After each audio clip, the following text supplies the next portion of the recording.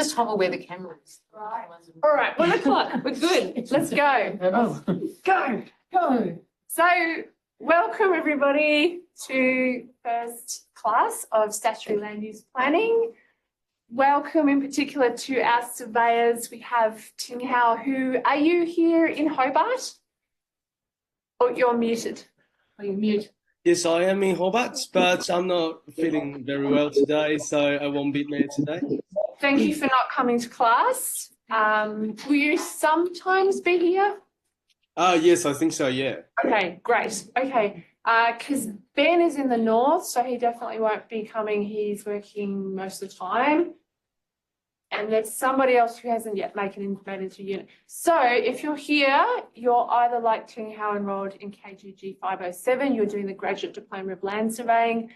This unit has a different name if you're in that course, but it's all the same stat land use planning, land development planning. I can't even remember what the name of the other unit is.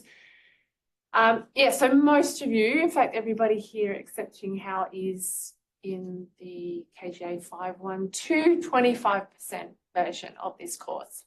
So today is really just to make sure that we all know each other, that everybody is up to speed with how the semester's structured, the assessment that you need to do. There is quite a gaggle of people in the north. I see that Daryl has already asked Damien out for a beer, so that's good. So, anyone else wants to go north at this stage? So there's going to be a high functioning group in the north. That is Daryl, Damien and Kelly. So welcome to you. Chloe, are you in Launceston? Yeah. Tash is normally in Hobart, but is currently in Launceston. Yeah, okay. So we'll whip round and people can introduce yourselves. Geography matters a little bit because the way we've got the unit set up, the main case study initially is our proposed apartment retail mixed-use development in Taroona. And so that's the topic of your first assessment, which is representation. And we'll look at all the issues around that. We are expert in Tasmania at having a lot to say about developments, and this one is no exception. And then we're going to use that as a springboard to studying, at least those of us in the south, the Glenorchy to Moona corridor, because there's a whole lot of those type of medium density developments proposed for a whole corridor between Glenorchy City and, well, essentially Hobart, but we're just going to do the Glenorchy part of it. So if people in the north would like to do something different, that would be great. I think it would be good for the class. I think it would be good for you to contextualise your learning so that the local news is relevant. Those of you at Central Coast Council might be able to do something that's useful work-wise, some combination of a strategic and a statutory lens on things. Yeah, so we're open to whatever you think might be appropriate. We can have a separate discussion some other time if you like. But the default in the south is that development. Sometimes, and Chloe, this might apply to you, sometimes it's just, if you're new to planning and you're just sort of finding your feet, the last thing you want to do is sort of customise the unit to your local environment when we can't support you in quite the same way. So quite often distance people will do the Hobart case study anyway. I just wanted to put that out there because for Daryl and Damien and Kelly, it might work really well if you have a little group where not only is the initial case study that you write the representation about, but potentially even the second part of semester, you look at a much bigger local proposal and analyse that rather than tapping into what's going on in the Glenorchy corridor. So, probably enough talking from me for a little bit. Let's introduce ourselves. And given that I have already spent a bit of time talking about the North, let's start with you, Kelly. Hi everyone. Just worked out how to get myself off mute. Hi everyone, I'm Kelly. I'm from Northwest Penguin. I currently work in Ulverston at Central Coast Council as part of the land use planning group here. Excellent. And Damien, also in the North.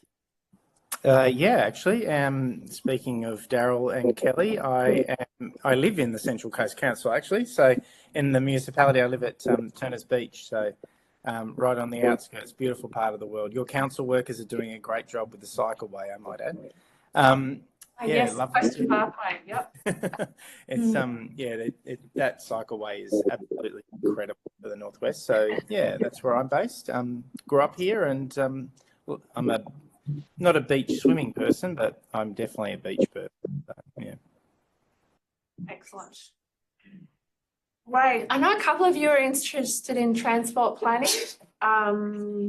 Yeah, I have a long-standing interest. I just glanced at Max here too, because we've also already started talking about transport planning. In a former life, I worked for Bicycle Network, including on the Northwest Coastal Pathway. So my initial stint in the Northwest was talking to people like Keith Price, who were very involved in an advocacy perspective on that. So yeah, I can keep a really open mind as to what you focus on in the North. We are looking specifically at housing in the South, and we're going to write our final report for Yimby, yes, in my backyard, Hobart. But if there's something that isn't housing,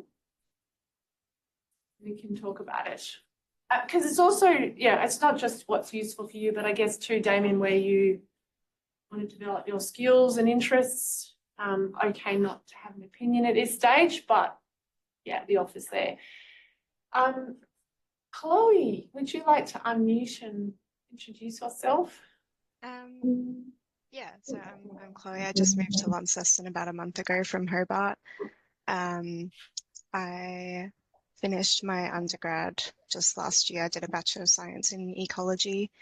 And yeah, I decided to take this course just to kind of extend on that, and was hoping to find a way to kind of connect those a bit. It's a really great thing to extend actually into planning. So that's my background as well, from ecology, Yeah. coming through into planning, still working a little bit in ecology as well. So yeah, it's always a useful one, I think. And we do come across people who work for outfits like North Barker who said, I wish I'd done this unit at uni because I had to learn it on the job and it was very stressful. Yeah, and some of those small consultancies are screaming out for people who can get up and get running without them having to take you around a lot in the field first up. So they often ring and just ask for, are there any good recommends, like, you know, maybe once a year, just to do a bit of a round who's coming through. And it's often they find there's plenty of people that can second in the field, but not many that can lead and then get into the reporting. So that's both those skill sets. Tash. So normally I'm based in Hobart, currently in Lonnie for family stuff. I'm coming at a Master of Planning from an architecture background. So I studied that and found that I wasn't getting what I wanted out of it. And then found planning, and that's now something that I'm pursuing. And hopefully I will get a job with council at some point, one of the many councils around Hobart. Great. Last person online, Tim, how would you like to unmute and tell us a bit about yourself? Yeah, sure. So I graduated from Bachelor of Spying and Spatial Science in 2023. And last year I worked in the West Coast in the mine, but I figured out I didn't like it. So I've decided to study another year in land surveying to discover more possibilities and see what I like for my future. Good idea. Excellent. Sandra. My name's Sandra and I'm based in Hobart. My background's in forestry, so I worked with Forestry Tasmania for about 10 years in research before they went broke at about the time that I went on maternity leave.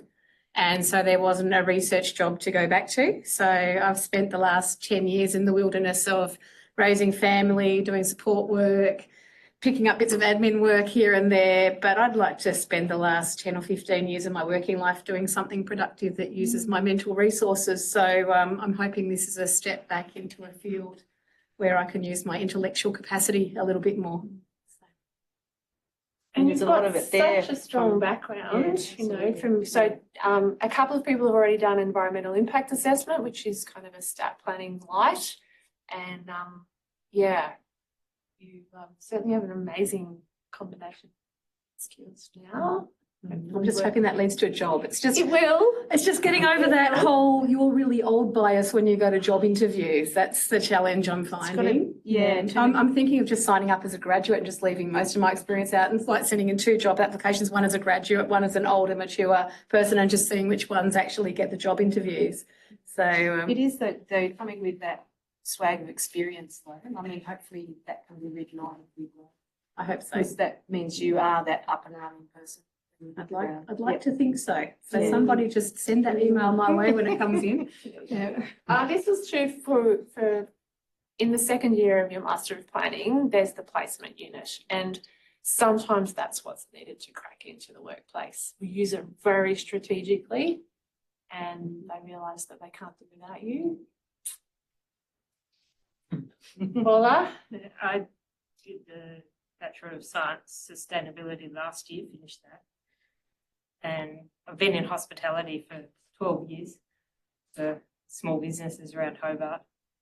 And when I worked in Macquarie Street, had planning people coming in all the time from Rampat, and they'd ramble, like people like Greg alone. So I'd have great discussions with him. So I thought, I'm weighing it up, and I decided to take the plunge. Great, well done. So did your first level of planning course while you were in hospitality by the sounds of conversations? You hear about what's really on people's minds. Yeah, totally. And they hate driving. They hate it, and they wish there was options. So for anyone who might have missed that, RIMPAT is the tribunal. It's now called TASCAT, and it's the place you end up if you're unhappy about something, whether you're the developer who's been refused a permit or you're appealing against a permit that's been granted. Yes, the real fisticuffs happen in tribunal. Yeah, we used to do their catering. Yeah, okay. All right. Right. Do you want me to move so the camera can see me, Let me or see if I can just for go around the those other way. the distance? Very visible. We're just endless voices. Navigate otherwise. the camera to you. Yeah. Just disembodied voices. I could be AI. It's like you a know. gaming system. Pretending there's Am more I people going in the class. Yeah. You'd add artificial Look at that, intelligence. Emma. Such a legend. Oh, you might have gone too far. Just a little bit more the other way. True, you're still not in there. I'll see it. There he is. Very unresponsive.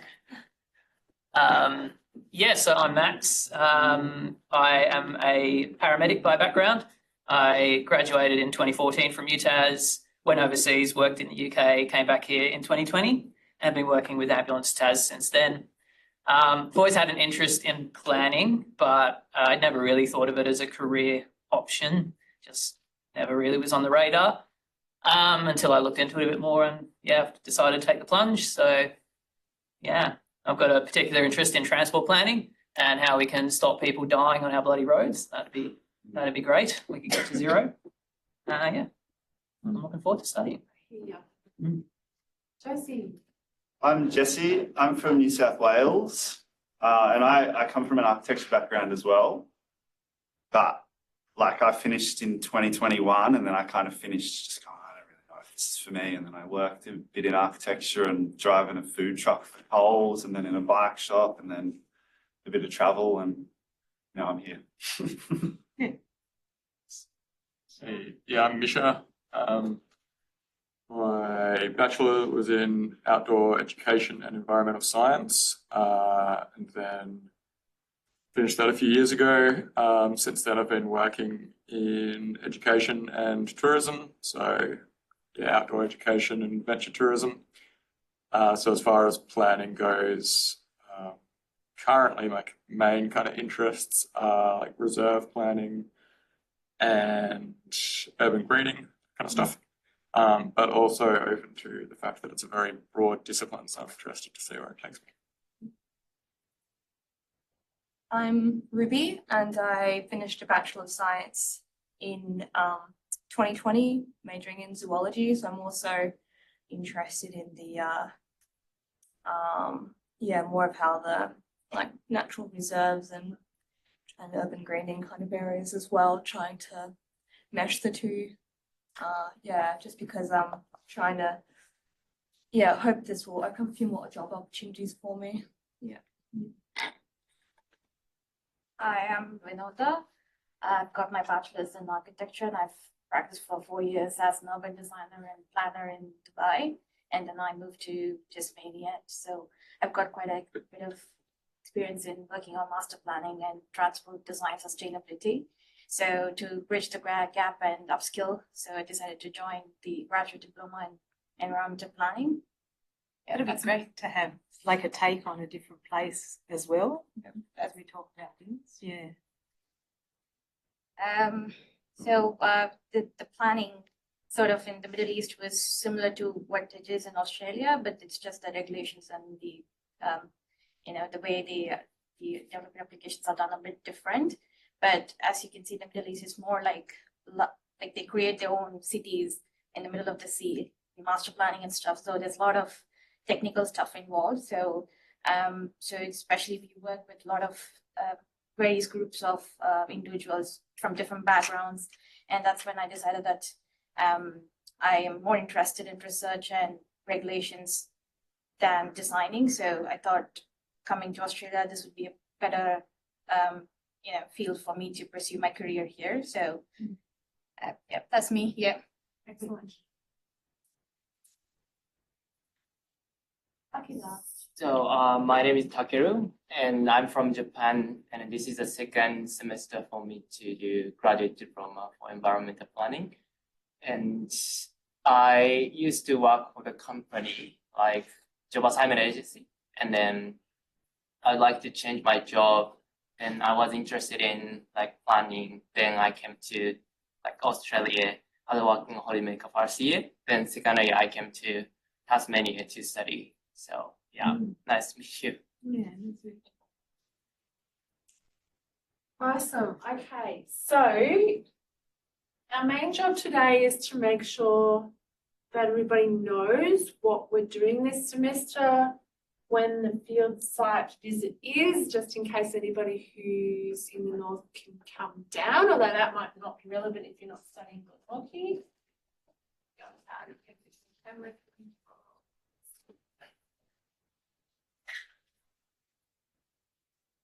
This is annoying given that it was working. Aaron and I came in specially. Always something exciting changes there's between always times. something. And this is one of the better functioning rooms, so anyways. So if Shuffle we go into to assessments. Online, did you see the screen change? You've got the summary of the assessments up now? Yeah, okay. So this is kind of similar to EIA. The first task is a representation. The workload is half for the land surveyors compared to the planners. The planning report is deliberately very vague. In the south, that's going to be our report for Yimby, yes, in my backyard, Hobart, around that corridor. There is some potential to customize that. So I'm also my background is also ecology, quite some time ago now. Also super interested in urban greening. Oh, you and I should introduce ourselves. Whoopsies. All right. This is other two random people that were in your class for the whole of semester that you never met. So I originally wanted to be a park ranger and then realised the job was different to what I thought. So I became an ecologist, and I worked as an ecologist and a researcher for quite a long time. We both got plant expertise, and then felt like I was documenting the decline of biodiversity, and I didn't really understand what was going on in terms of decisions. A little bit like you read in the papers, like, you know, why is this happening? Why are all these decisions being made? And planning for me was the answer to that, in understanding development control, and provided a way for me to have input.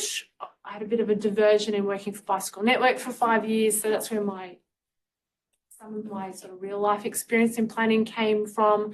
Learned to speak reasonably fluent engineer about curb cuts and lane widths and all the things that you need to say to make sense to urban designers, engineers. And then, until very recently, I was working part-time as an environmental planner. Actually trying to get somebody in this course a few years ago, a job with a place called Inspiring Place, and I took them to meet the two owners, and I thought it went really well, except that the next day they emailed me and they said, actually, we need somebody who can edit documents. We want to offer you a job and not the other person. So that was awkward. But I worked for them for a bit over 2 years. I only just got my head around the fact that I can't run 2 busy jobs, and that was very rapidly burning me out. So I'm not doing that anymore.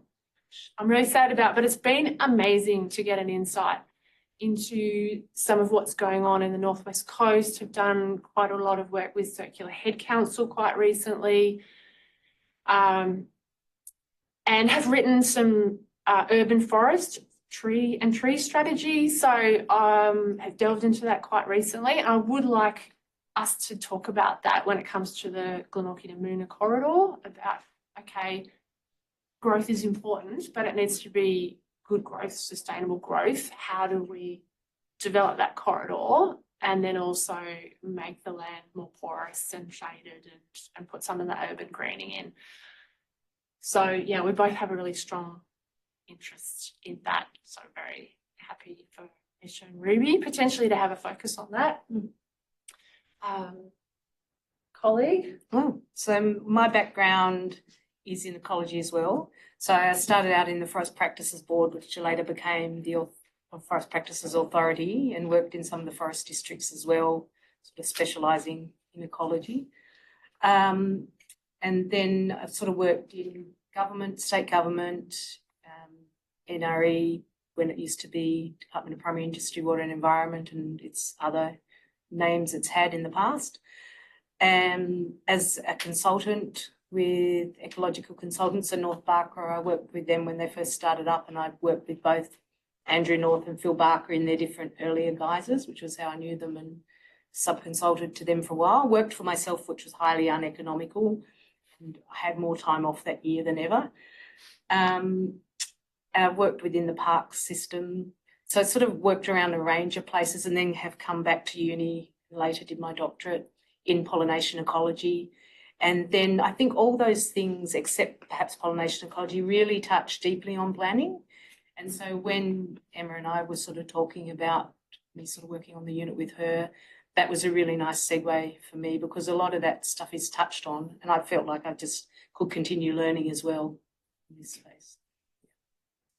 That's me. And I'm sure we're going to have lots of good conversations, because, you know, particularly through Kelly and Daryl in the north, but also your experience, Sandra, in the south, we can cut through some of the sort of theory and generic ideas about the way planning works and the statutory tools in planning, and figure out what's actually going on. This is part of the reason why we would like you to keep on top of the news, because this is where statutory planning stops becoming boring, and you know, you want to put your hands on your hips and say, hang on a minute, what's going on? You know, why are these people shouting at each other, and why has that been given approval? Why has that been refused? And it's where things start making sense. So as we briefly talked about when we were here in orientation, the weekly content analysis did not go so well last year because of the rapid rise in generative AI capacity.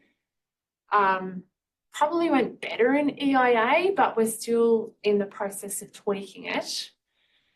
So part of what I want to do over the next little while is talk about the weekly content analysis. So in EIA last semester, there was a mark each week of a possible maximum of 10 weeks. And basically people got a mark out of 10 for whether you posted something halfway reasonable or not.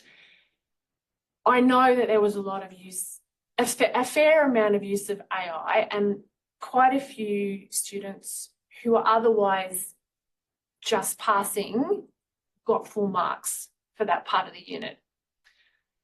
That's not an ideal situation because we want to be rewarding you for your engagement. And I'm hoping that through class discussion and online posts, if you're not coming to class, we can get a sense of whether you're making sense of this or not. You know, have you looked at the study content that you is there for before class? Do you know what's going on in the news? Can you flesh that out somehow?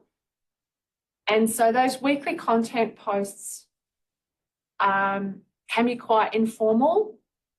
It's really, we're trying to find a way for that genuine demonstration that you're keeping up with the content and not that you can use Gen AI. And because it is, even in the last few months, increasingly sophisticated, I mean, I can't tell anymore whether it's you or whether it's...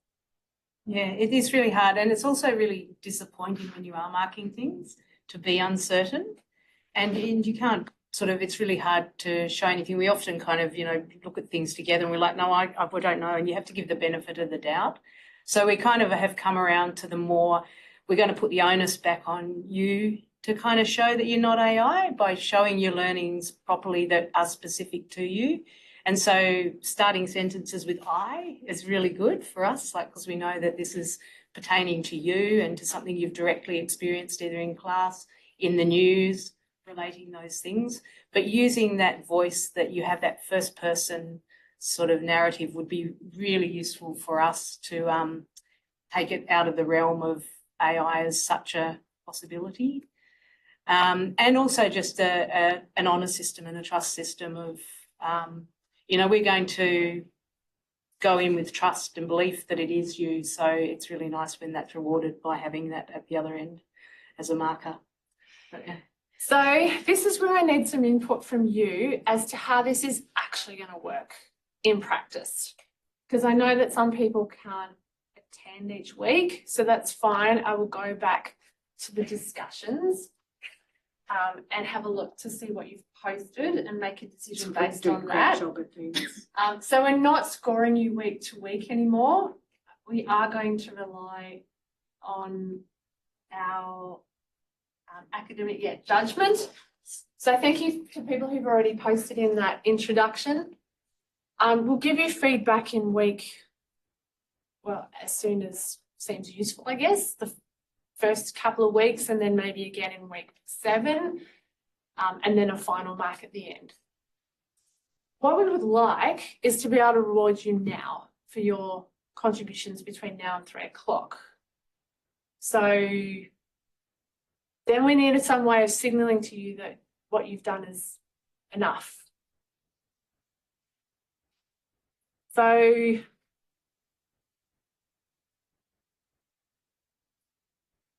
if some people, so if we take you, for example, Kelly, are you going to be able to come to class most weeks, do you think, or a bit of a combination? Yeah, no, I can make the workshop at least every week at this stage, Okay. yes. Great. So I need a way of potentially indicating that your in-class discussion has been enough versus needing to rely on your posts. So Karen now knows, do you know who's here today? Yep. Okay, because there's two of us, we've got a bit more capacity than quite a few of the teachers have, whether they're the only person in the classroom. So one possibility is that Karen keeps track of who said what. If you've been quiet in class, obviously you're going to need to post. Appreciate that not everybody wants to pipe up in class, but I know some of you are great at it. So the discussions are set to close on the Thursday night at 11 o'clock after class. So I'm also looking for input as to whether that's a reasonable thing, because one thing that could happen is that you do contribute to class, and rather than us worrying about who's here, everyone does make a post each week, and it could just be reflecting on what you learned from class. That's pretty easy. Is potentially an easy way to do it. We've tended in the past, if we've gone with that model, to do a 0 or a 1 for you. So you're not getting an actual, a score that's indicative of, how much you're posting. It's just that you've either, you're Gen AI or you haven't posted, or you've posted it yourself and reflected on something that we think is important enough to give a score to. Yeah. So I have said no more than 300 words, because was it in EI last year or this class semester before? Some people were posting a huge amount of material, and the discussions quickly got really overwhelming, even just to read what other people had written. So short and tight, that shows us it's you. When you say no more than 300, is that like, minimum 270, or is that like 200 is enough because you said all the things? 301 fail. That's it. Yeah, that's it. Sign off with your name and that puts you over your Yes, yeah. 20 words fine, 301. I kind of feel like any amount of words up to that 300, and then it's also that there's, it's quite a lot because we do read them all, so it's like quite a lot to go around and to kind of for us to assimilate at our end too. And I think for any given week, you can easily reflect in 300 words or less to what you've done. Some people can reflect in 3 or 4 sentences, so it's sort of, yeah. Yes, we are reading all the posts, so succinct is good. I haven't looked through this part of Milo yet, but are they all providing us like kind of prompts as to what we should be talking about, like task 1, introduce yourself, blah, blah, blah? Are they all kind of like that, or? I think for the first 4 weeks, if you scroll down, 1, 2, 3. Yes, okay, I've done the first 4 weeks. I can, and in other years I have, but that's when people have been AIing the crap out of this and have taken a particular question, popped it into AI and copied the response. So as I said in one of those discussions, this class is hugely variable depending on who turns up. So it's quite possible that there is an unusually high level of previous experience among some people. It's quite possible that when you're not going to need any prompts for a discussion, but we'll see. And your discussion can be a response to someone posts something and you want to do a response. Like that's a really interactive thing to do. So yeah, we can knock yourself out on that. So under assessment,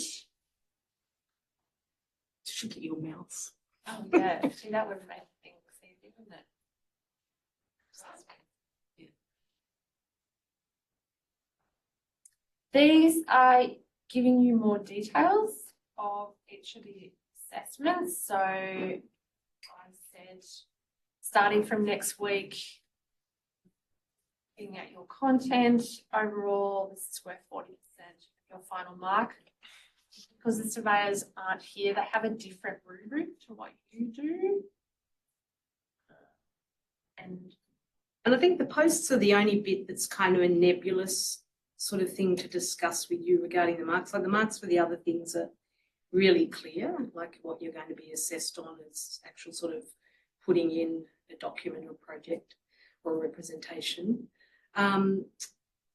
Yeah, but it does form like a really important thing. Like I think when it's not marked in some way, there's not the impetus to really interact full on in class or even sometimes to turn up to class. So that's a part of all this, is to kind of keep those interactions and to make it worth your while to read things in advance, come prepared to interact and have what could potentially be more interesting discussions than if you didn't do that and if you weren't being assessed on it. It doesn't quite fit on the screen. I have tried to be. You talk about it, I'll zoom it down. Yeah. I tried to be quite specific about the different standards. So if you post in most of the discussions, but not all of them, volunteering some content, we can be reasonably sure it's you and not AI. You will pass. At the other end of the scale, if you've posted in at least 10 discussions, you're able to move between different sources of information, you can respond to each other.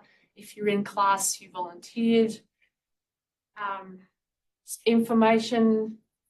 So this is all, it's supposed to link back to the assessment page, but I will make sure that this is easily accessible. Seeing how yours looks slightly different because you don't have to be here in class if you don't, and Ben has already been in contact with me to say he's mostly working, and I know for some of Damien and some of the others in the planning unit, you are not always going to be here, in which case we'll be looking for your posts to be a little bit more meaty and for those who were already here.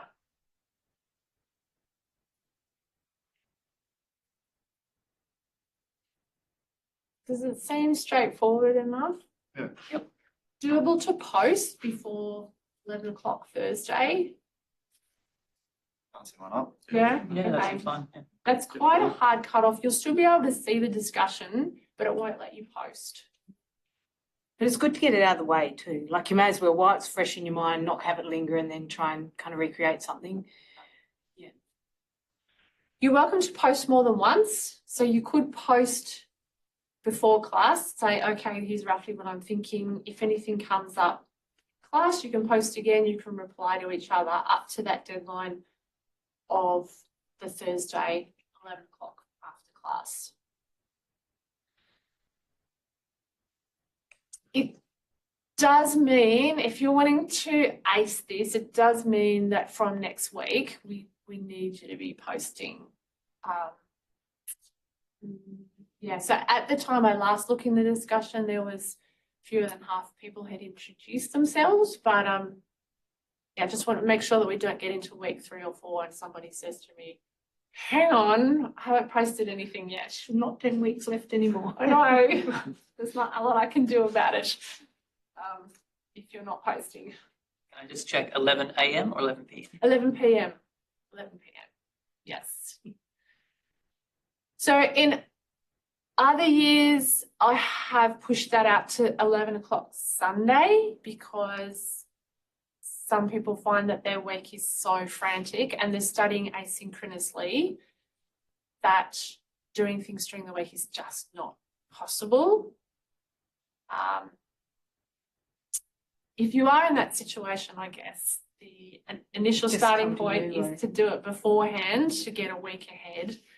But again, let me know. It doesn't really matter to us.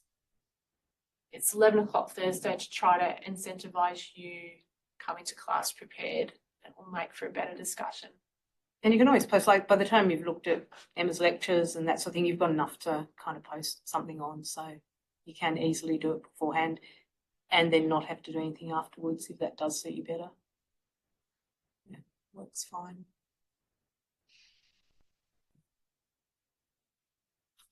With the content, is that all So all of the content's up now.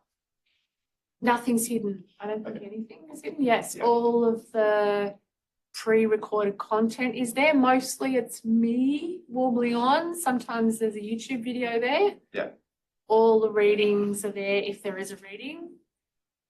This is quite different for those of you doing Jason's critical planning unit as well.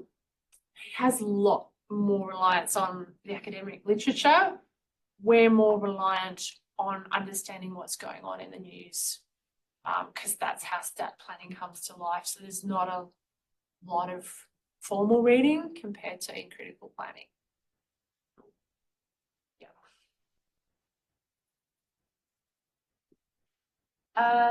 So I guess 2 more jobs. We might do 1 more and then have a break.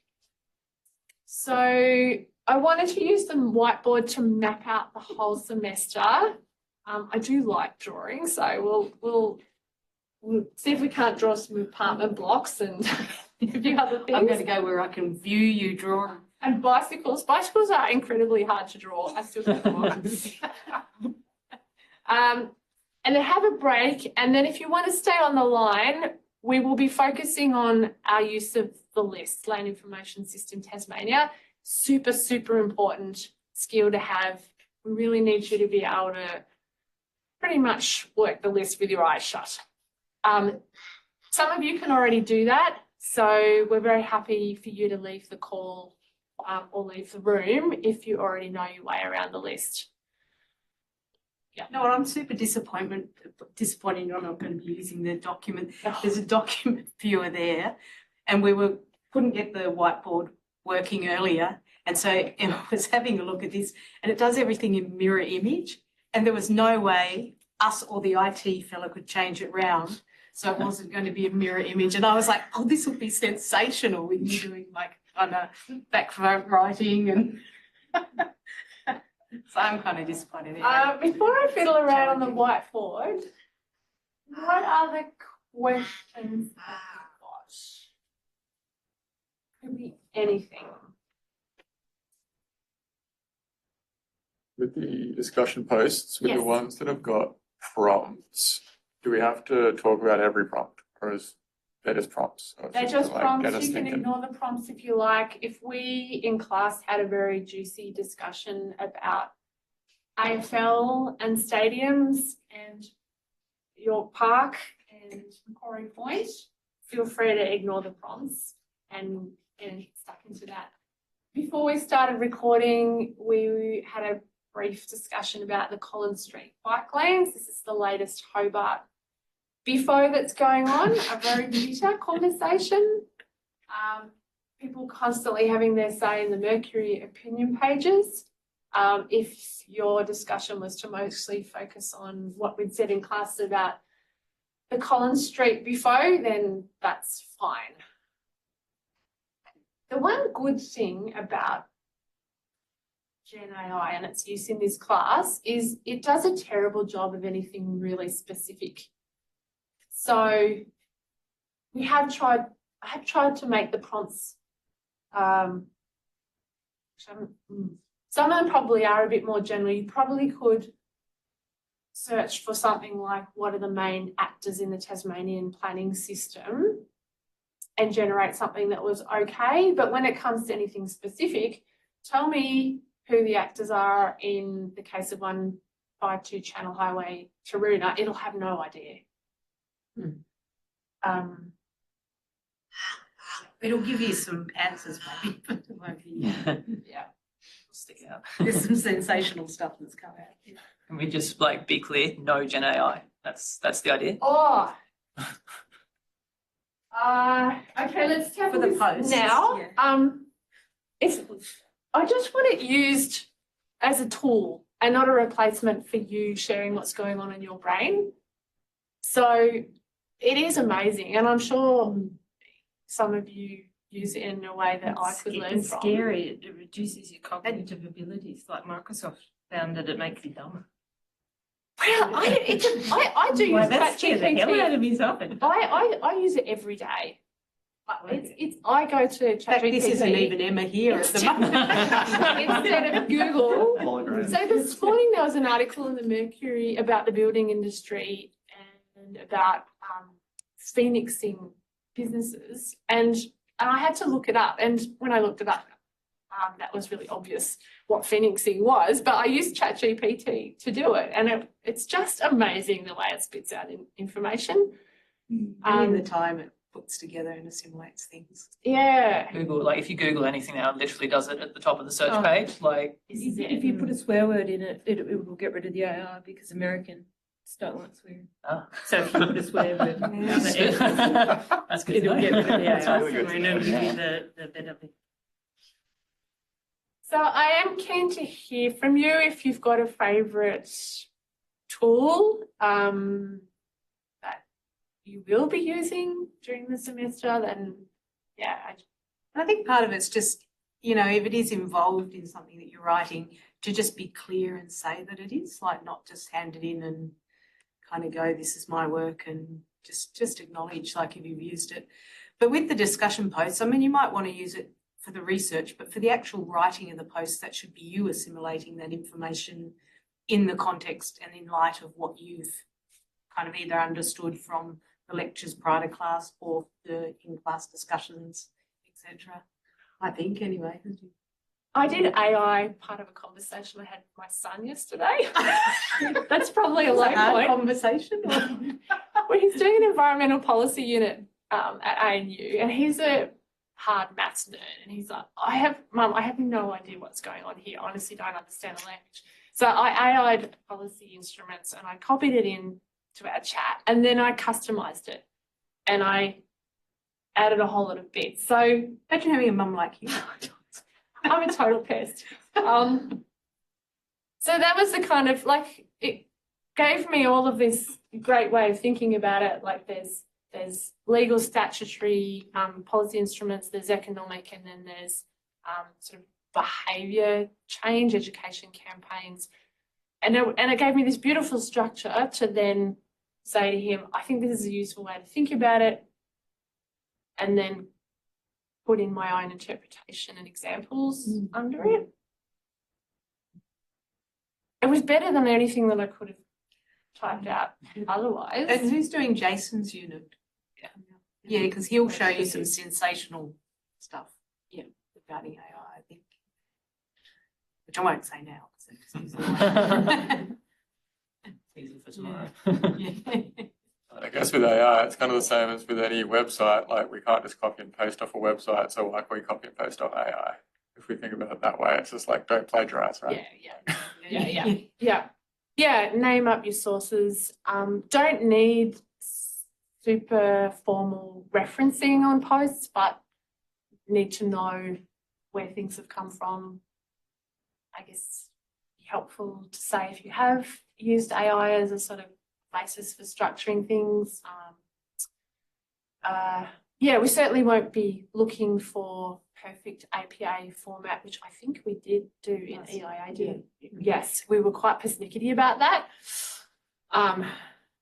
Yes, which was possibly a bit annoying and unnecessary in this more informal environment. Very necessary in your other bits of work, but not so. Yes and no.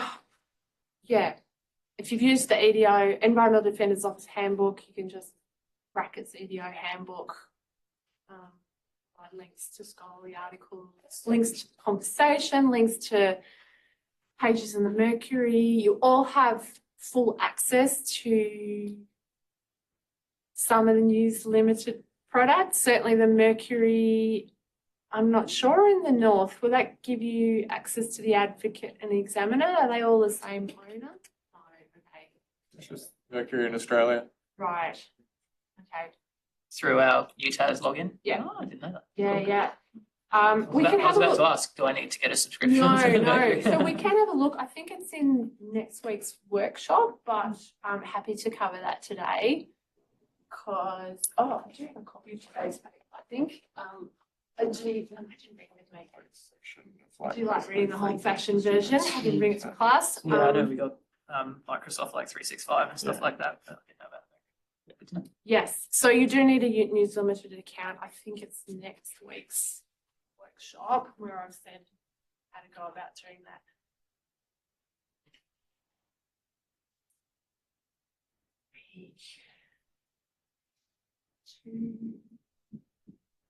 Yeah, access to Merck online.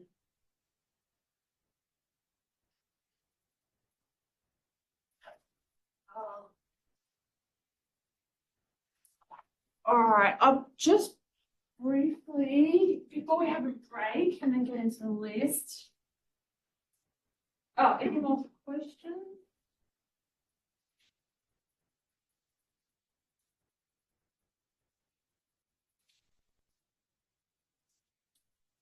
Here we go. Just one, Yes, go ahead. for us from the north. So should we have, say, Damien, Daryl and myself just have a discussion or see if there is something local that we can focus ours on up here? I think so. I think that would be a great idea. Yeah, yeah. So we just organise that between the three of us, or? Yeah, I'm happy to attend if that would be helpful, but initially maybe just the three of you, you know, from a, maybe also, go on. And sorry, with the Hobart like case study, I haven't like had a real good look at that yet. And so I don't really know how publicised and stuff it is, or how even big the housing development project is. So are you looking for something of a substantial nature, or?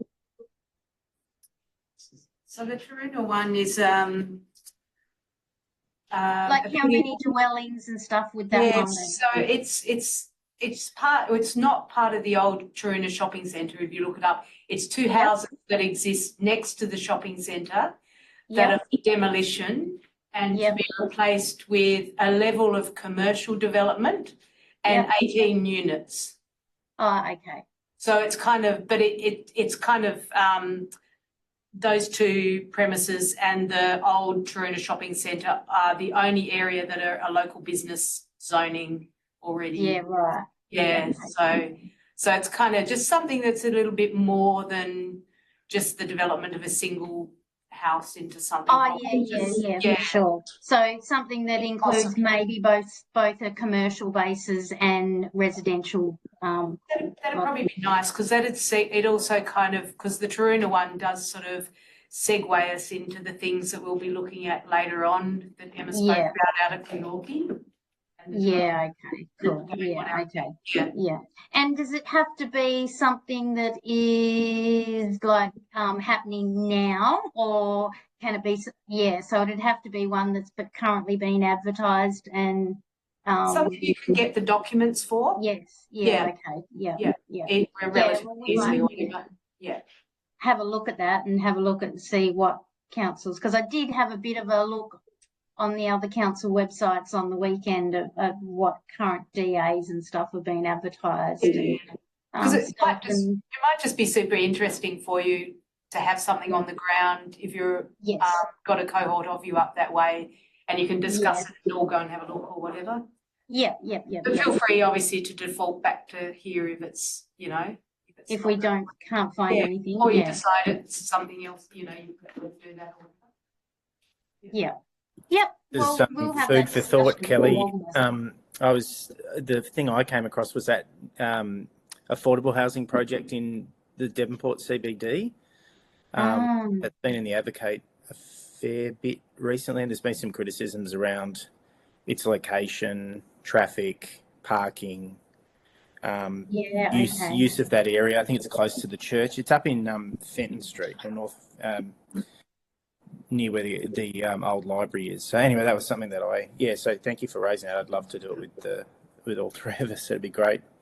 I did look at another one over there, but it wasn't in Fenton Street, and it was more of just a housing, not affordable housing, but you know, like 18 houses or something on one lot. Awesome, we can do that. It probably doesn't matter too much, does it? As long as it's just a little bit bigger. Affordable housing would be good, because it will tap into some of the discussions we have later in the semester. So yes, in my backyard is their main platform is advocating for housing diversity and housing affordability.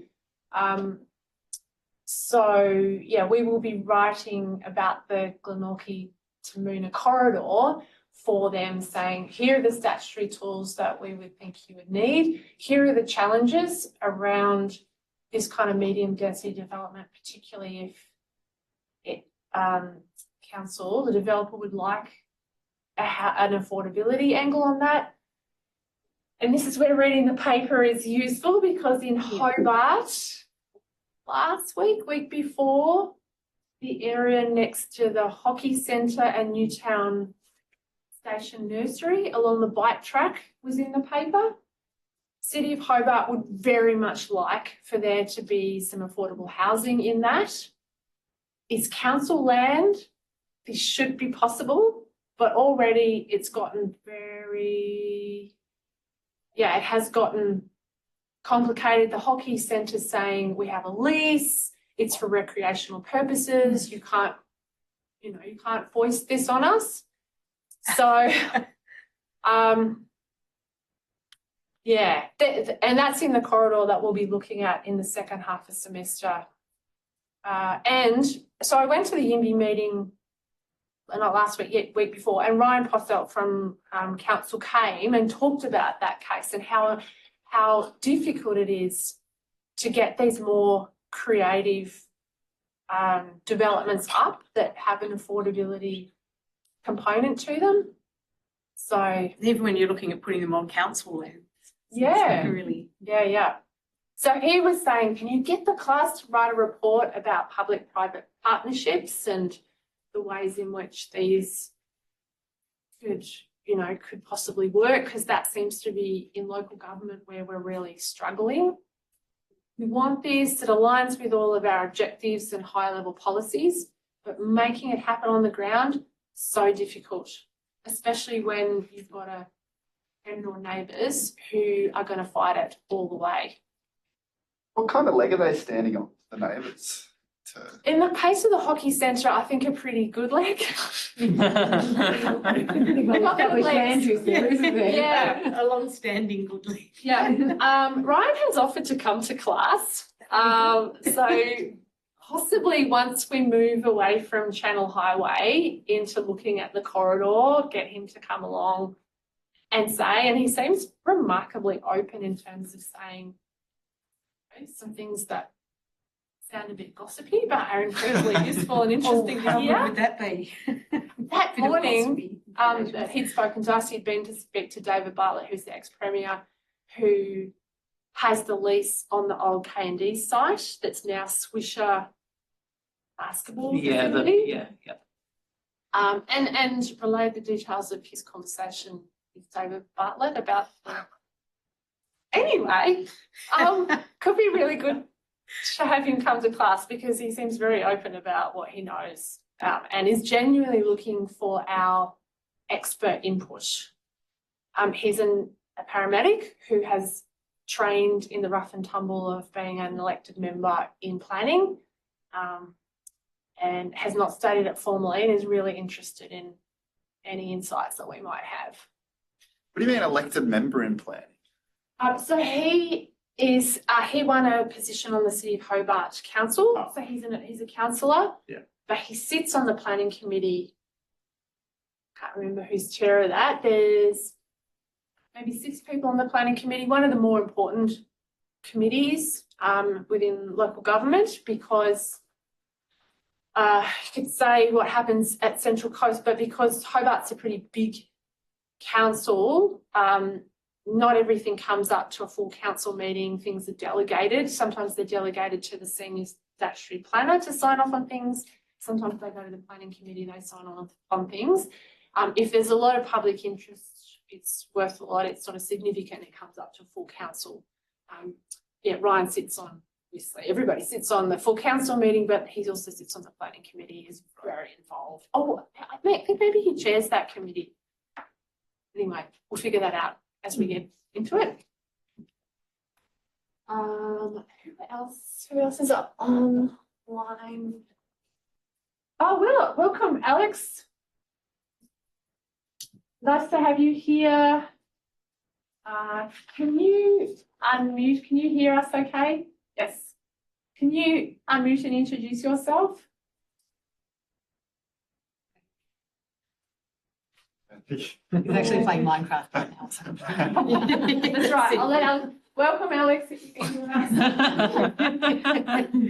us. All right, so yeah, the intention of the first task, whether you're in the north, there's someone in regional New South Wales, or you're in Hobart, is to think about a development that is otherwise in an area with a whole lot of detached, relatively low, lower density dwellings, and having something kind of new appear that has stirred up a conversation about whether this is appropriate. And so that's the sort of core of the first part of semester, to get our heads around what's a planning scheme, why is it important, how does the public get involved, the public write letters, what does that mean, what can you say, who makes the decisions, who do you go to if you're cross about things. All of that will be contained within looking at 152 Channel Highway Taroona or a different example. And then we use that for the bigger part of semester, where we take that in the south. We're looking at the Glenorchy-Moona corridor and the northern suburbs.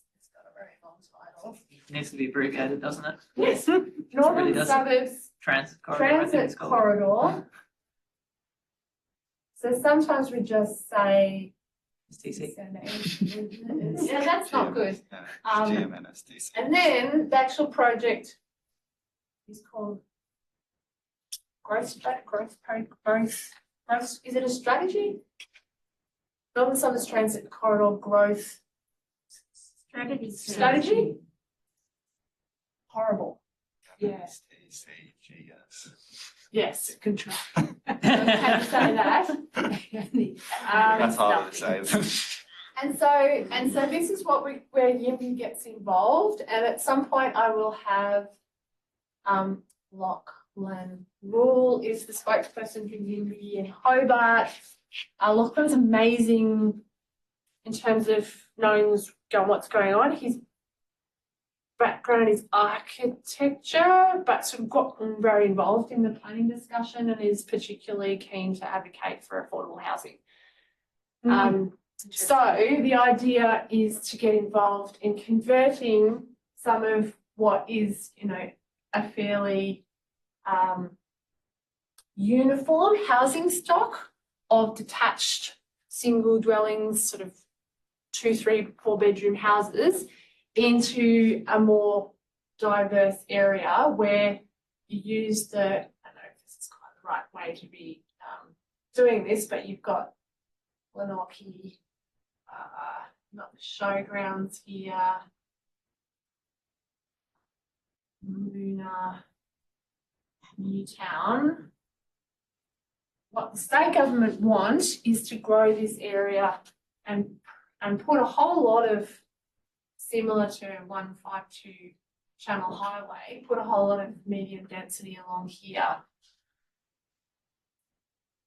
Provide a different kind of housing stock and stimulate growth and jobs. And so in the Northern Suburbs Transit Corridor Growth Strategy, there's a whole lot of aspirational words around activation and community. And so what Yimby want from us in Task 2 planning report is to figure out what the heck that means in terms of stat land use. What kind of rezoning, in particular, what kind of statutory controls, what kind of regional land use strategy, we'll talk about all of this, words need to be there to make this happen. Again, just to stick with Hobart for a minute, has anybody been following the urban growth boundary conversation? expanding like Sorel and Risdon Vale and Brighton. Is it? It's the squeaky wheels. It It's is. the people that have been lobbying. Yeah. Yeah. Stick a whole bunch of single family homes at the outer suburbs. Yes, Yep. and so I did mention our former colleague Bob Cotgrove, who has his say every now and again. He calls himself a economic geographer or sometimes a transport geographer. Incredibly rude about planners, even though he essentially is a planner. In everything he writes, we are just the worst, and we have no idea what we're doing. So he backed the state government's most recent announcement about the urban growth boundary to push that out in places like New Norfolk, Brighton, Sorel. There were other parts of Clarence. Lauderdale was in it. Lauderdale, yes. It's where you've got all of the developers who've been lobbying for years and years, and they've finally got in the ear of somebody who's listened to them. Yeah. Yeah. So I may or may not have been talking to a planner in Clarence who may or may not have said they have worn out the minister's carpet and they have ended up getting their way. So So this is just like This is a recorded line. but only you have access.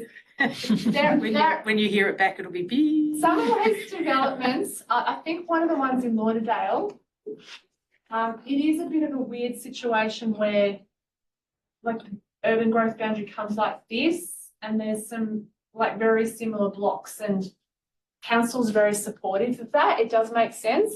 But then there's some other bits where it just doesn't make any sense. This is super relevant to the way that the unit has been designed, because if the government are serious about these northern suburbs and their infill targets, then why are they suddenly announcing this brain fart to change the urban growth boundary? Like, Is this just like sprawl? This is just like urban it's sprawl. sprawl. Yeah. It's sprawl. Yes. It's like So- Western Sydney type. They're promoting two opposite things. They're Yeah. This latest announcement, backed by somebody who used to work in geography, is advocating for sprawl. And part of what Bob said, very poor car. All you planners, you need to get over yourselves. That's nice. Car is king. People need to drive cars. Or van. This is a reality, and you've all got no idea what you're doing. We should have another lane on the bridge as well. We should have more lanes. We should be spending billions more dollars on our transport network to unclog the roads.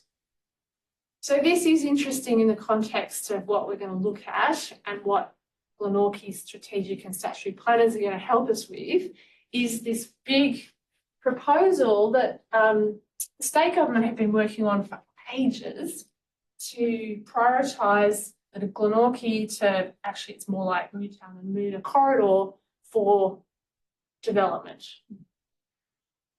So, what we were saying earlier about trying not to be depressing in class. I think there's lots of things that aren't depressing though. Well, I mean, part of the Potentially. reason I like it, and I've really deliberately gone into planning, is that you start understanding what's going on in the news, and you start, figuring out how everything hangs together and where things do and don't make sense. So, Kelly and Damien, I forget where Alex is. This is where we're headed in the south. So it sounds like, at least for the first part of semester, there's something quite similar in the north. I guess the bigger conversation, maybe not for immediate, is whether there is something bigger that you can chew off in the north. So this bigger picture that looks at regional land use strategies, that looks at the kind of bigger picture developments and the corresponding statutory controls that might be needed to make that happen.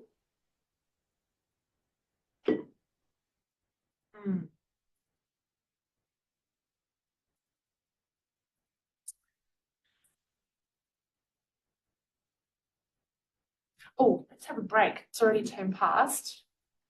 Before we have a break, False alarm about the break. because I know some people like Kelly, you probably know your way around the list. We're very happy for you to run away. Is there anything that anybody who would like to run away after this wants to ask? Because we will just be concentrating on the list after the break. Okay.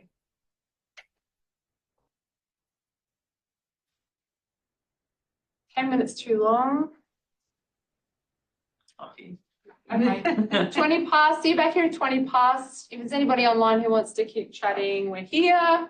Otherwise, see you back at 20 past. We'll start talking about land information in Tasmania. Sure.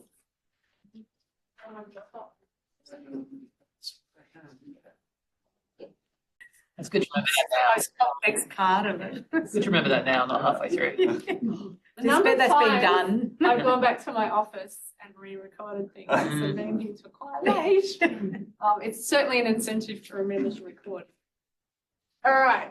So yes, the land information system is super important, and the place to start is 152 Channel Highway Taroona. So we'll flick to a different tab in the list. If you've got a computer here up. This unit does make you quite employable if you want work for, particularly for local government, but also for consultancies. Part of the reason Inspiring Place were interested in employing me is that I could find my way around a planning scheme. So when it came to subdivisions and all the development applications that we were helping clients with, yeah, I used to spend a lot of time in the list. So probably useful for me to know if you are actively looking for work. Yeah, last year there were some people who got part-time start playing roles after they finished this unit. So that's entirely possible. But yeah, being able to navigate the list well is kind of the first stepping stone into making yourself more employable. So, Land Information System Tasmania, if you Google that, you will get to something like this. Go into list map and one line there, Nelson Road, Mount Nelson pops up because we used it in the old days, didn't we? Oh yeah. And you can search anywhere you like. Channel Highway. What can we call it? It doesn't like that because I've made an error. Let's just go that. All right. Click on the green dot to drop a pin. Click on the address to zoom in. So this is where our 18 units commercial development is being proposed that people in the south are going to write their letters about. And this is where you start mucking around and adding in layers. So this is our first layer. If you search on something, you can draw lines and things. They appear as drawing tools. So I've dropped a pin, and that is now where 152 Channel Highway can be toggled on and off. And then there are so many layers. This is kind of quite a fun place for nerdy people to hang around in because all sorts of interesting layers turn up. We want you to. Speaking of which, I just yesterday I was in it for some other reason in the list, and I thought, oh, I'll just have a look at Chris Shuffle's coastal, like the erosion around the coast, because he's kind of pretty much done the whole coast of Tassie and varying degrees of like erosion and things that will occur over the time with a changing climate. And that was pretty interesting. Like just, I hadn't looked at that before, so I just sort of, yeah, wigged onto that for a while. Coastal vulnerability. Yeah, I can't even remember what it was. Coastline. Short time. What does be coastline? Anyway, it's probably, people can have a little ferret around. It was like erosion, coastal erosion. Coastal erosion component. Yeah, that's it. Vulnerability, any of those. We have coastal erosion.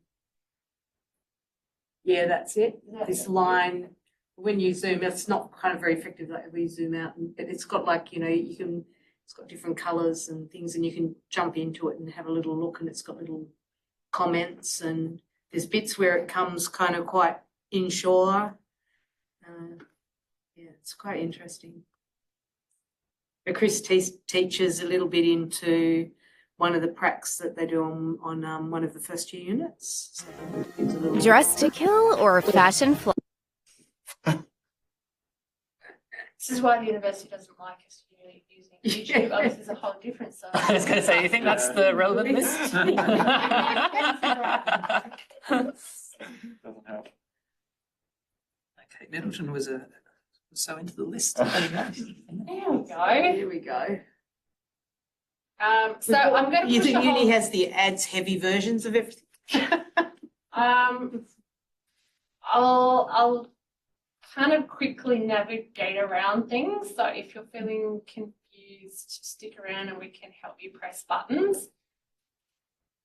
The state government have done a really good job in providing some basic instruction in YouTube under their own channel. That's what you were looking for. I wondered what you were doing. Not Melania Trump. But it is a matter of being able to drag things around and zoom in and out, and then using this layer to add important planning layers. So under planning, you need to add zones and add overlays. Zones is particularly important. This list will get simpler. It's a little confusing at the moment because it all says interim zones and Tasmanian planning scheme zones. If you click on one and nothing happens, you'll know that your council are not. The other. So you can see here, if I zoom out,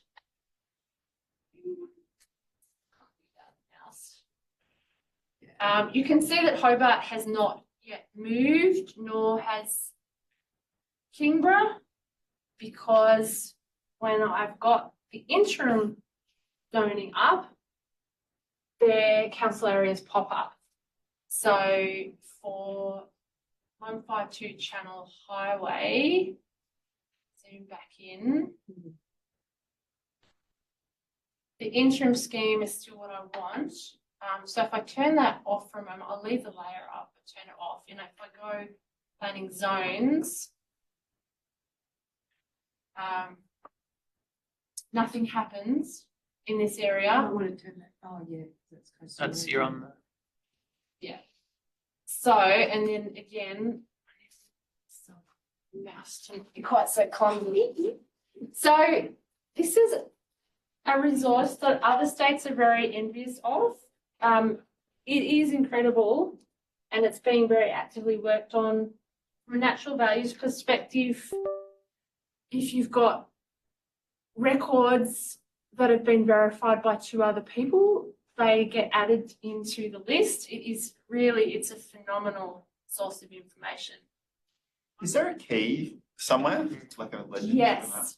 So if you want to find out more about any of the layers, you can open up the layer and it's got the legend, but you've also got the more information. So Tasmanian planning scheme zones.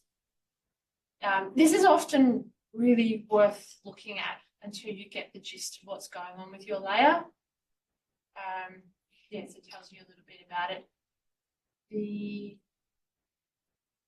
That's not the email. Occasionally I have emailed, not the planning commission, but the people who administer the list, and then I can actually one person, just super competent, who gets back to you quickly and provides all sorts of interesting information. So being able to turn the zones on and off is really important. So we are studying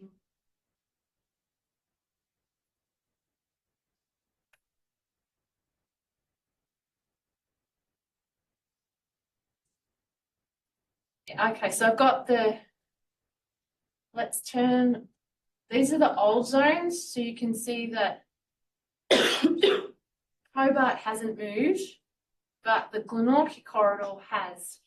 So if you've got interim zones on, old ones, and you can't see anything, switch to the one that doesn't say interim, it just says TPS zones.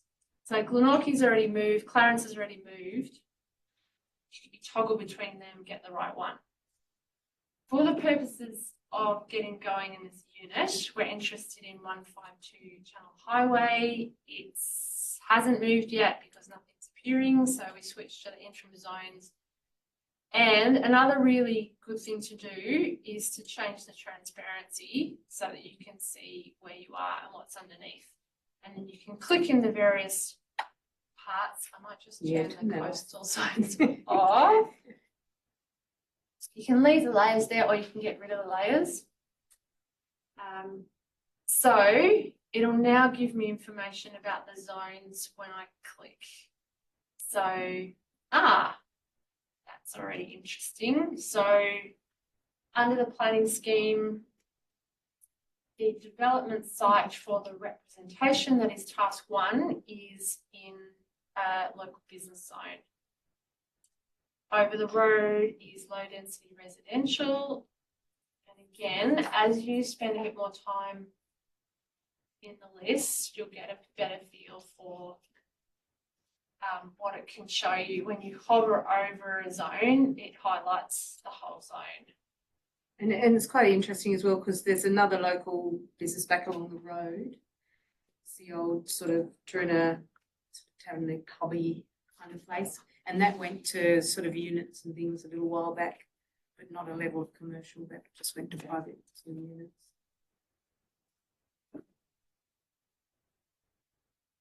Yeah, so in week 4, there won't be any online class.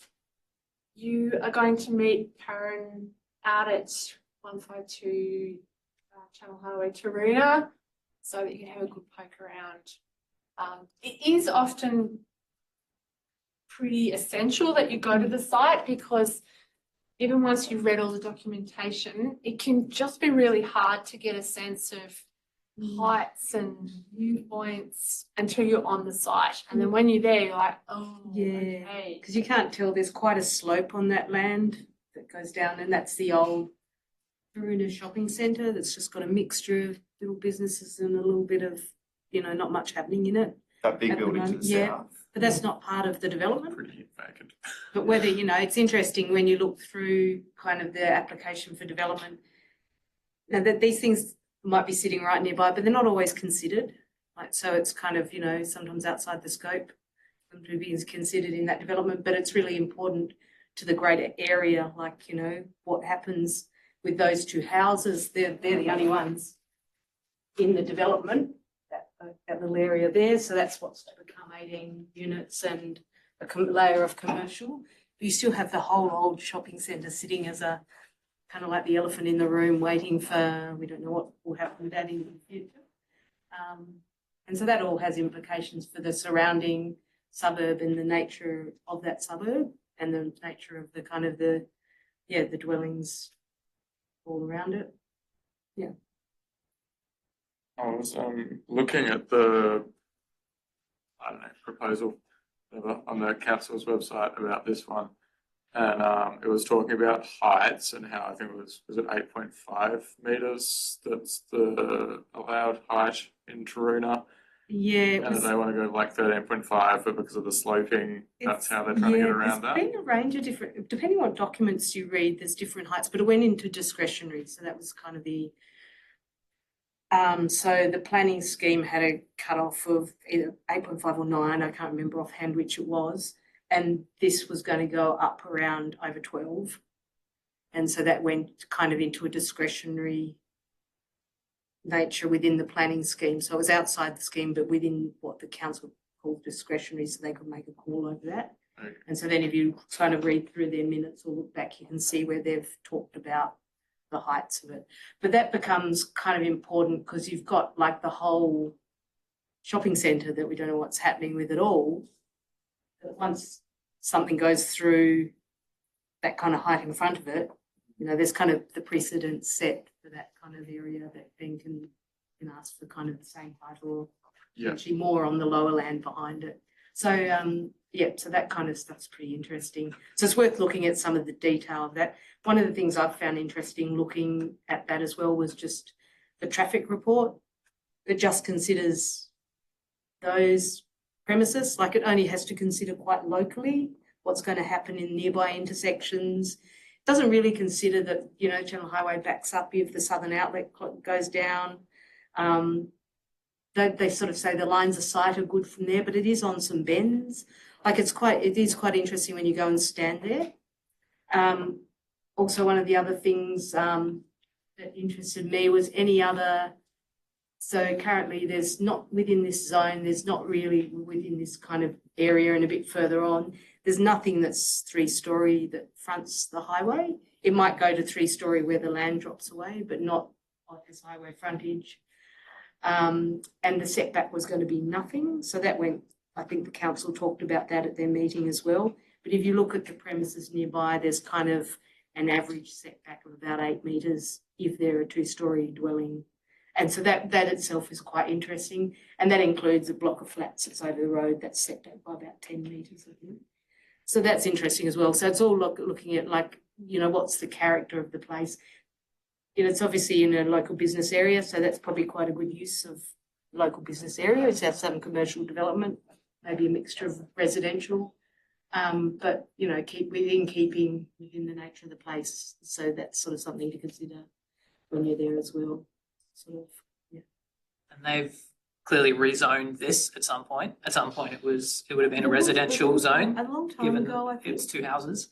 Yeah. What's the process of like having to change that? Because over time land use changes, right? Yeah. So I don't know when those 2 houses went off the top of my head to local business. I mean, obviously the shopping centre has always been. So I don't know if they were originally as well. So that little premises on the side, that one there is a little doctor's centre. So that was probably local business as well. And they might have done it just because it was a nice block as well. Nice shape. Kind of makes sense. And yeah. That one's been closed for years though, hasn't it? The doctor's. Sorry? The doctor's centre's been closed for years, hasn't it? It's open again now. It's open again. Yeah. There you go. Picked up patient. It's closed when I lived in Trina. So yeah, it's open again. It's open again now. It was just revamped a little bit and then it kind of reopened. Yeah, really, really recent. If this is sounding overwhelming and you're not going to yet know what a planning scheme is, we will get there. See this. So just when now it's 3 o'clock, which is very far away. No, super new to the list, and we could potentially between the two of us give you some exposure. Next week is why the statutory and statutory land use planning, like why the law matters, and these are not guidelines or policies or good feelings people have. This is the law, and that cascades down in a somewhat complicated way into planning schemes. Planning schemes are super important in terms of making decisions about proposals like that. And we'll have a look at who gets involved, how people get involved. And then March 31st is when your letter is due. So yeah, between now and 4 o'clock, which is only 20 minutes away, I want to make sure anybody who's new to the list knows your way around. Tash has used it before.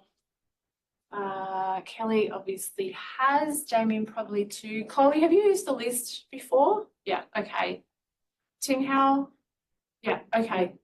People in the room, not used at least, I've never not used it much. before. Okay. I had a little Yes, poke around the other day. Okay. But Well, let's have a little poke around. You're very welcome to stay online. People in the room are very welcome to disappear if you already know what you're doing. Yeah, but some of this class might get boring for people who are not looking at the Channel Highway case study, because we will inevitably, as we get closer to 3 o'clock, start talking about task 1 and the representation. And yeah, I'm very happy if potentially after Damien, Kelly, Daryl have a discussion whether maybe I jump into a meeting and we talk about it. Hopefully this is going to be pretty straightforward. You have a potential case study already that sounds pretty juicy.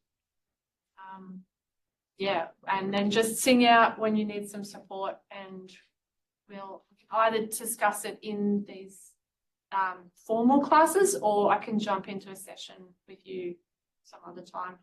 I advocated that we just drive up and see you, Oh, but like, well, that would be nice. yeah, exactly.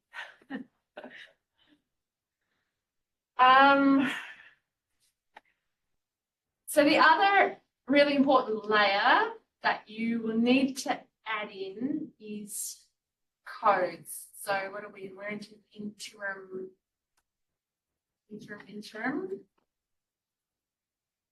So there's zones, and zones are super important for saying what the objectives and what the rules are for any particular parcel of land. If I turn the zones off for a minute, you also have overlays, which can be things like heritage, flooding, bushfire, coastal, what was your coastal layer called?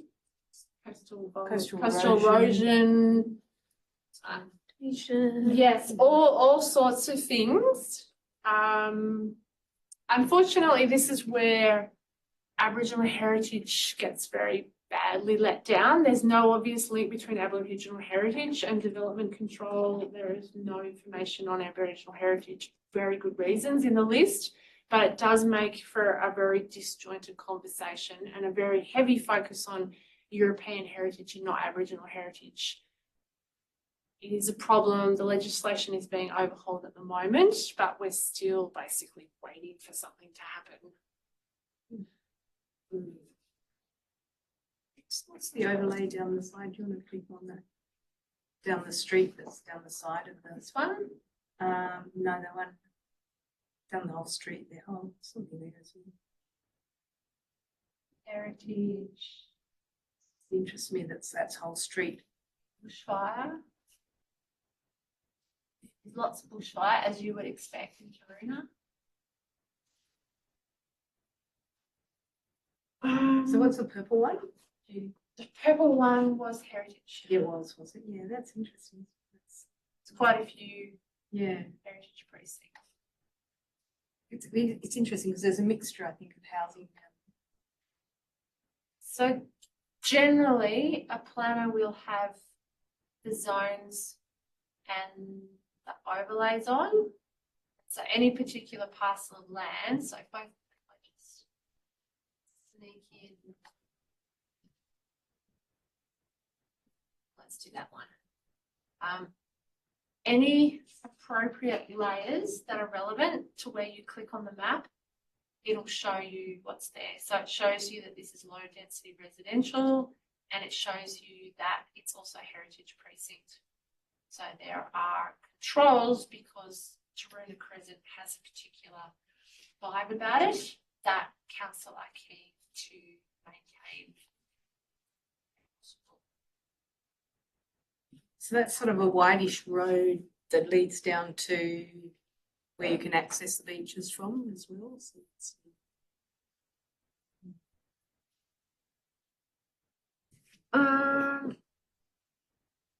that's all formally.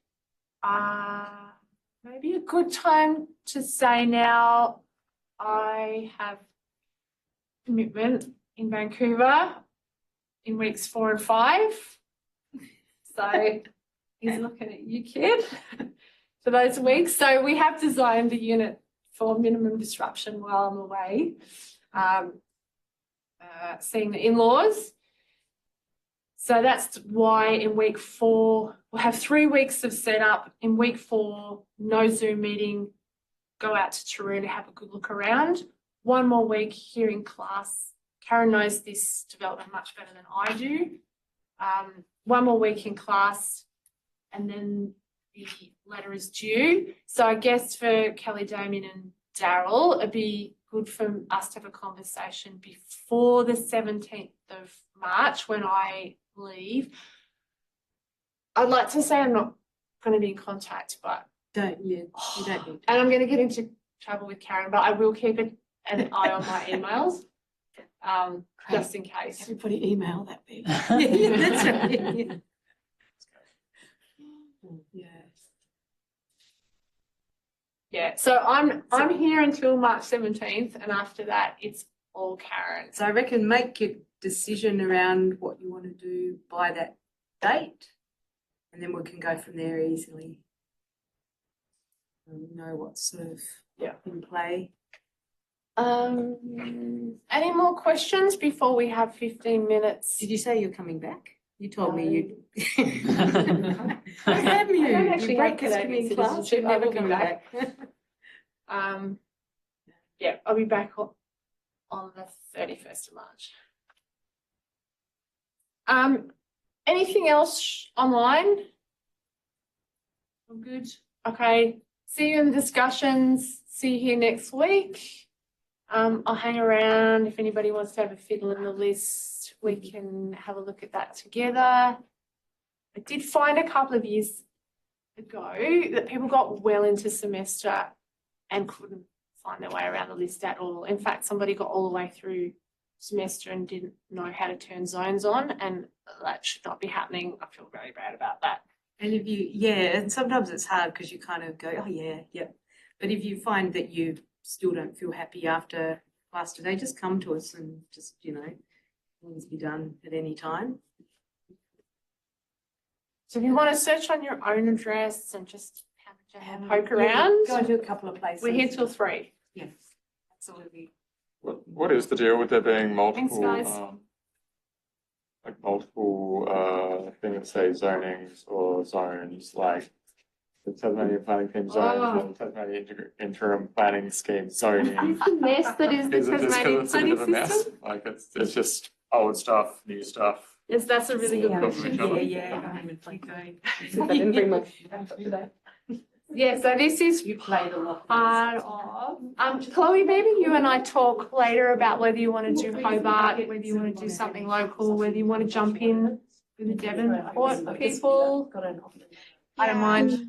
Yeah, I'm not too sure yet. I mean, I'm more familiar with Hobart than Launceston at the moment. Oh yes, of course, you're very new there. But yeah, I'll see what's around Launceston and see if anything piques my interest. Sounds good. So the state government a while ago decided that rather than have 31 different planning schemes, that everyone would move onto the Tasmanian planning system and have the same planning scheme. But getting there has been a huge drama. And so they wrenched everybody across to interim schemes, and Hobart, Kingborough, Huon Valley, most places have moved now. Maybe King Island are still on the interim. Everyone else has moved across to Tasmanian Planning Scheme - insert name of local government. It has made for a very messy set of layers, and I now know which ones to have on, but for the longest time got tangled up. It's also easy to get tangled up with your overlays because there's also this general overlay, but a general overlay has a different set of information in it. If I turn those off, if we perhaps go up to some of the areas that we're looking at Glenorchy later in the semester.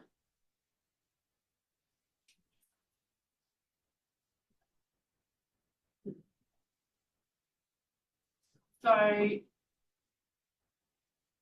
general overlay contains a different type of information, and it includes things like specific area plans that will become important in the second half of the semester. For now, if you get something that starts chucking up weird information, you've got the wrong overlay on. You've got the general overlay and not the scheme overlay. Oh, I know this is horrible, but you will get the gist of it. And if the information you expect isn't coming up, just keep clicking things on and off. Yeah, and this is a really good place to muck around because there's just all sorts of amazing information in here, and which you will explore with Pooja when you do critical planning. She's really good at driving the list for all sorts of demographic information. She and Jason have very strong interest in climate change, so I'll pull up all sorts of other layers for you.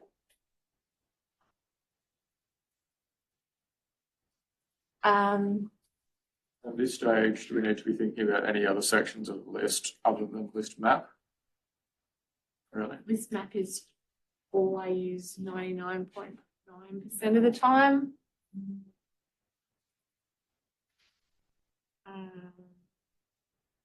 I occasionally, Even for things that's got quite good vegetation layers and oh, amazing! All that's, yeah, just all the amazing stuff that's pretty much coming live out of NRE. Yeah.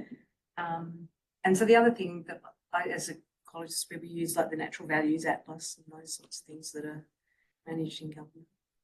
Yeah. But it's all here too. The list is, yeah, exactly. It has everything. It's got the threatened species layers. It's got everything that has.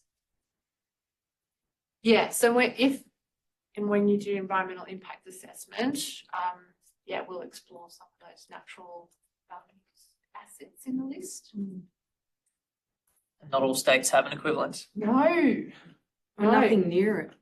That's wild. It is amazing, isn't it? Because you get spoiled, completely spoiled. You're like, how do you operate? It's normally the opposite way around, isn't it? Oh, Like, absolutely. Everyone else has got good stuff on their life. Worst in grade 2 spelling and all the rest of things. But yeah, caning it as far as this goes. I think there's one in New South Wales. Hate to burst the bubble. Oh, well, yeah, it's the e-planning spatial viewer or something. Other jurisdictions are definitely. I don't know how they've got things. good it is compared to that. Yeah, and sometimes they've got good planning portals and planning information. Victoria's pretty good when it comes to planning schemes being online, but having this incredible depth and breadth of information for things like natural values and that's current, that's you can constantly pull up updating. Old rectified, is that the right word? Maps, old data layers, planning old land information and stick them over the current information, and it's all properly geo-rectified. It really is an incredible resource. Yeah.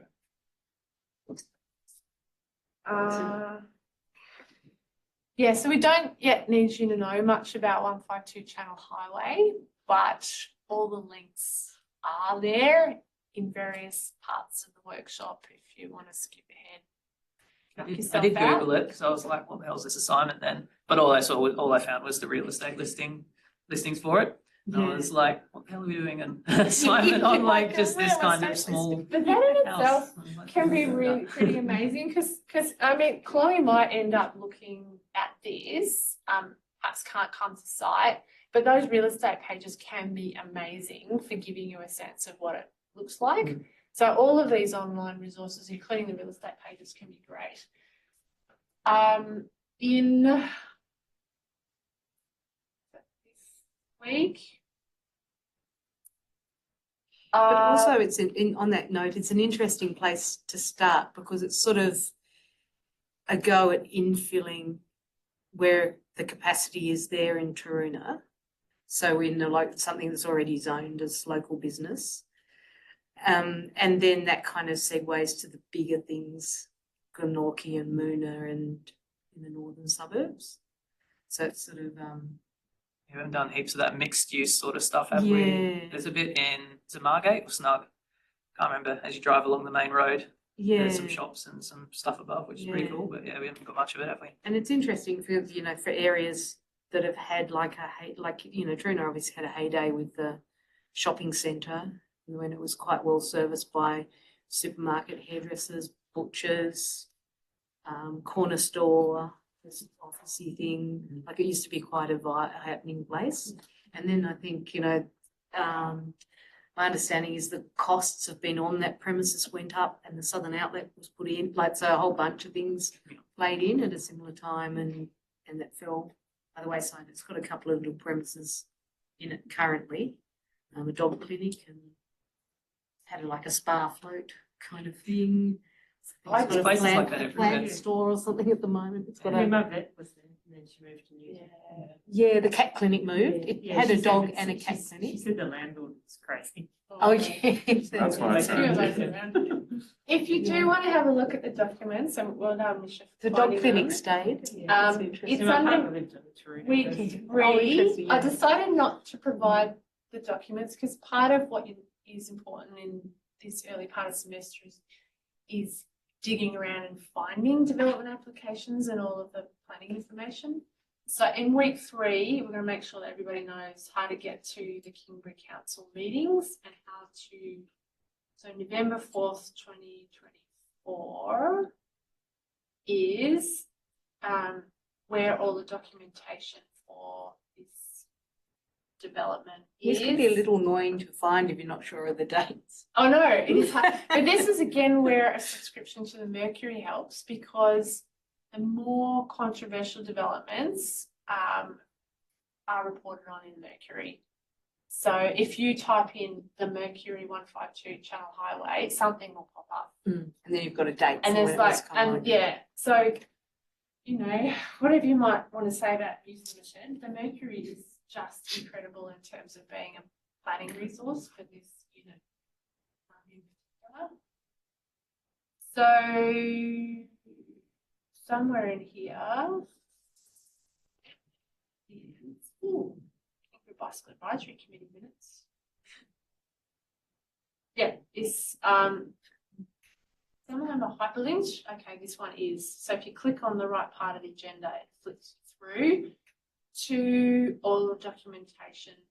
So it's a little overwhelming when you first look at it, but we'll open it up and go through it in week 3 so that when you go out there in week 4, you know what you're looking for. And we'll talk about representations as well in a bit more detail, but it's one of those things that they're very personal kind of items, usually representations, and often reflective of people's main concerns or the things that are of interest to them, and often in the areas they're living in, or in the context of bigger developments, you know, something to do with the greenery in the area or some broader things that are playing out in those sites or neighbourhoods. But it's quite different from the document you'll write later, in that sense. So there's a lot of scope. I do have a question about this week's content actually, because you were talking about the Mercury and how they put up like listings for development and stuff like that. Say we live somewhere that has more than one newspaper available. How do they get the word out for that? Like, do you have to like every newspaper conceivable? Or, there would be a local newspaper. You might not have the answer, that's fine. It's just a general question. Well, partly the reason I'm hesitating is that just a couple of weeks ago, I heard that the Mercury is going to move from being available in print edition every day to only on Saturdays. Yeah, right. And I think Wednesday and Saturday are the main days that councils make sure that their planning applications are in. So this is a bit of a changing environment. Does this mean they'll stop needing to physically advertise? But what about all those people who are not going to get online? Yeah. We're going to rely on people walking past the property, see the actual physical notice on the property. In the case of more than one local newspaper, I think they possibly pick one. I don't know. Interesting. Most of the southern councils put news items in the Mercury. Some of those smaller rural councils like Central Highlands, I don't know. I live in Midway Point, and they're doing the highway up. So they sent everyone round a little QR code basically to get all the info, give feedback and stuff like that. And I submitted some feedback, and I didn't realise it was going to be publicly available. Thankfully, it anonymised it all, so people don't know it was me. But I had like a criticism of it. And you basically like, it brings up a map, much like kind of list, and it has all like what the plans are. You click on the bit that you want to put the comment on, stick it on there. And it says anonymous says this about this. It's like, oh, geez. I thought this was going to be all private. Yeah, they did that with the New Bridgewater Bridge. Yeah. But yeah, it's just interesting. Yeah, the way that it's progressing forward. Mm. Can't stick it in a newspaper anymore. When the Tasmanian Planning Commission take representations from people about things like the stadium, at some point the stadium's going to be advertised. You are not anonymous. So everybody appears in a great big long list, and it says Emma Little is cross about this development. Blah, blah, blah. It's all there. So you do have to be a little bit careful if it's going to go up publicly. It is 3 o'clock. It's the official end of class. Happy to chat outside session if you like, Chloe. I guess the easiest thing to do is to study Hobart, given that you know Hobart. You're very welcome to come down and visit Whanokī strategic and statutory planners with us for the site visit on the 9th of April. But yeah, I'll be just flying down from Queensland on that day. So I'll okay, all right. Have a bit of a think about it. Yeah. Yeah, and you and I can. Yeah. Awesome. Have a fiddle around in the list. Let me know if you get stuck. So we can start the recording.